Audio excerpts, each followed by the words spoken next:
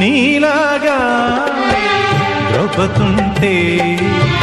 ధర్మరాజు జూదరిగా పేరొందునా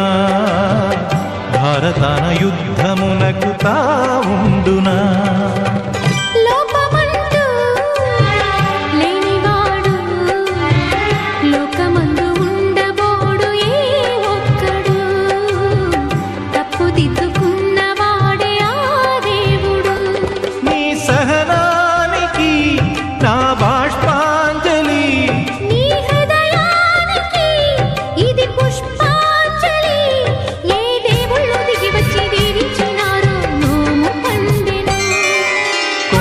కోన పాలైన సీతమ్మ మదిలోన కోపమే